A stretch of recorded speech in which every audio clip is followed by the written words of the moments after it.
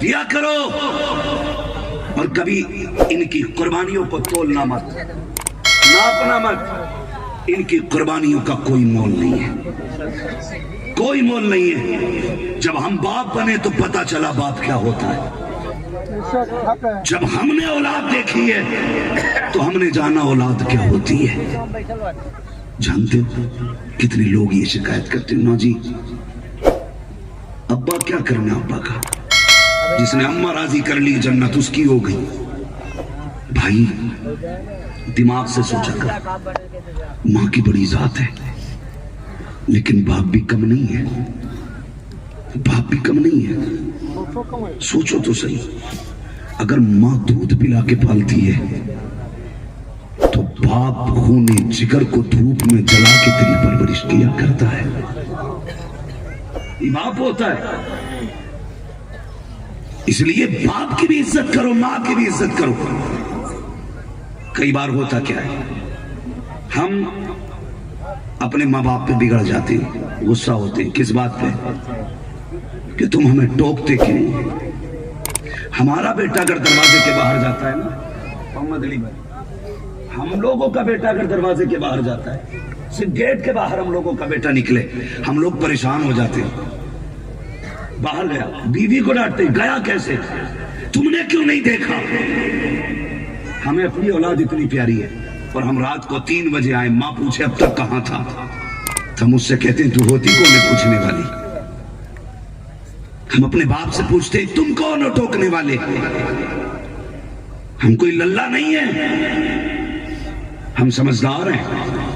لیکن جانتے ہو جن کی آواز تمہیں بری لگ رہی ہے نا، خدا کی قسم چیلنج کے ساتھ کہتا ہوں، کبھی پردیس جانا اور جان بوجھ کے دیر سے آنا، پھر گھر میں آ کے سلام کرنا، سب کے چہرے دیکھنا، خدا کی قسم ماں کی آنکھیں بتا دیں گی کہ یہ کتنی دیر سے دروازے پہ لگی ہے۔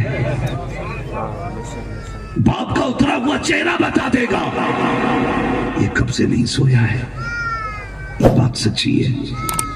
پردیس سے آؤ، بیوی یہ سوچتی ہے میرا شوہر بڑا سمجھدار ہے، 1 بجے نہیں 2 بجے آ جائے گا، 2 نہیں 3 بجے آ جائے گا، 4 بجے آ جائے گا، 5 بجے، آج نہیں کل آ جائے گا۔ یہ سوچ کے بیوی تو چادر اوڑھ کے سو جاتی ہے۔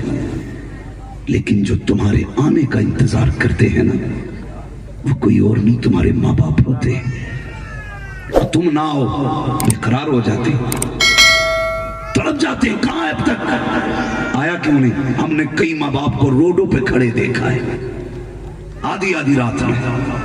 آج تمہیں آنے میں دیر ہو رہی ہے، ماں کہتی ہے بیٹے جلدی آ جایا کر، باپ کہتا ہے کہ تجھے شرم نہیں آتی، روز ڈانٹ رہا ہوں تم مان کے نہیں دے رہا ہے، تو کہہ دیتے ہو منہ بند رکھو، میں کوئی بے وقوف نہیں ہو، تم نہیں جانتے ہو آج ماں باپ ان کی آواز تمہیں کڑوی لگ رہی ہے، کل جب ماں باپ نہیں ہوں گے تم رات کو آؤ گے اور کوئی ٹوکنے والا نہیں ہوگا، اس وقت تمہارے کان تلاش کریں گے کہاں ہے وہ لب جن سے وہ سخت جملے نکلتے تھے، کہاں گئے وہ آواز جو کبھی رات کے 3 بجے آتی تھی، کبھی 2:30 بجے آتی تھی، کہاں گئے وہ سخت لہجہ جو کبھی رات کو 4 بجے اٹھ کے ڈانٹا کرتا تھا۔ اس وقت میں چارپائی تو ہوگی لیکن لیٹنے والا باپ نہیں ہوگا، اس وقت کے اندر بستر تو ہوگا لیکن لیٹنے والی ماں نہیں ہوگی، تمہیں دیوار کے کسی کونے سے لگی ہوئی لاٹھی تو نظر آئے گی لیکن پکڑنے والا بوڑھا باپ نہیں ملے گا، تب تمہیں لگے گا تم نے کیا کھو دیا ہے۔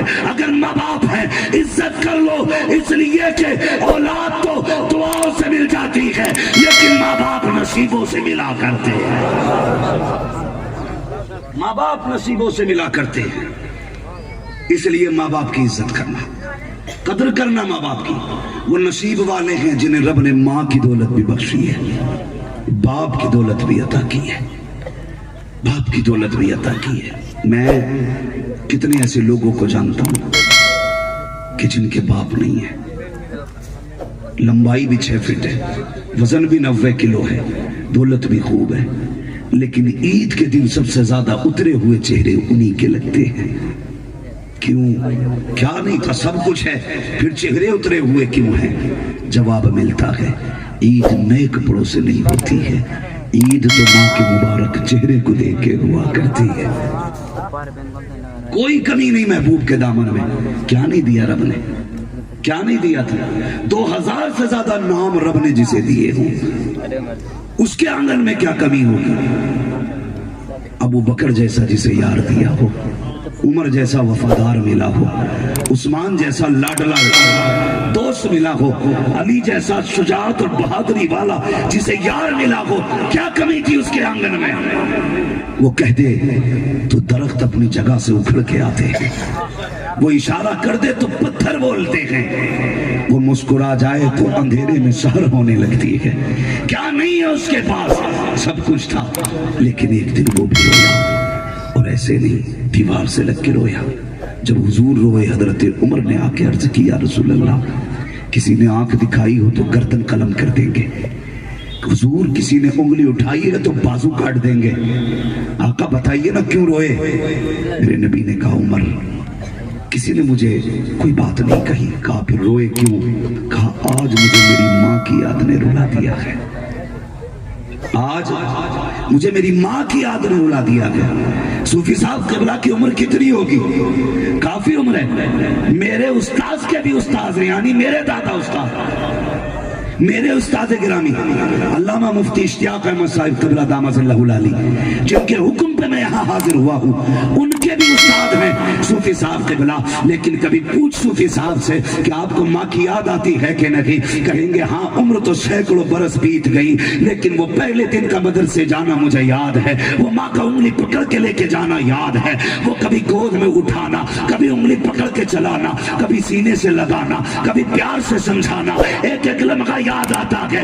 یہی بتائیں گے علماء، ہم تو بوڑھے بھی ہو گئے، بال سفید ہو گئے، لیکن آج بھی گھر کی چوکھٹ کو دیکھو تو لگتا ہے کوئی پردے کی آڑ میں کھڑے ہو کے انتظار کر رہا ہے۔ آج بھی صحن کے اندر جاؤ تو لگتا ہے کوئی آواز اندر سے آئے گی، بیٹا کہہ کے آواز دے گی۔ یہ بزرگوں کی پیار ہے ماں باپ سے، وہ ذرا سوچ تو سکی۔ جب میرے محبوب نے کہا تھا عمر ماں کی یاد نے رلایا، یا رسول اللہ کیا یاد آئی ہے؟ کہتے میرا جی چاہتا ہے۔ کہا یا رسول اللہ کس بات کا؟ کہا ماں نے اس وقت دیکھا تھا جب میں 6 سال کا تھا، آج میری ماں ہوتی درختوں کو سجدہ کرتے دیکھتی کتنی خوش ہو جاتی، پتھروں کو کلمہ پڑھتے دیکھتی کتنی راضی ہوتی۔ کہتے ہیں سنو عمر، میری ماں نے تب دیکھا تھا جب میرے سر پہ ہاتھ رکھنے والا کوئی نہ تھا، کاش آج میری ماں ہوتی اور 10,000 کو میرے پیچھے ہاتھ باندھے کھڑا دیکھتی تو کتنی خوش ہوتی۔ آقا کہتے گئے اسی حالت میں اگر میں 10,000 کو نماز پڑھاتا، مصلی پہ کھڑا ہوتا، کہتے ہیں میرے حجرے کا پردہ ہٹتا، آہستہ سے آواز آتی بیٹا محمد میری بات سن کے چلا جا۔ آقا کہتے ہیں میں نماز توڑ دیتا، مصلی چھوڑ دیتا، ماں کی خدمت میں جاتا۔ یا رسول اللہ عبادت چھوڑ کر کے، بندگی چھوڑ کر کے بندی کی بارگاہ میں جاتے؟ کہا ہاں۔ کہا کس لیے؟ کہا اس لیے کہ اگر ماں راضی ہوتی ہے تبھی پیدا کرنے والا خدا راضی ہوا۔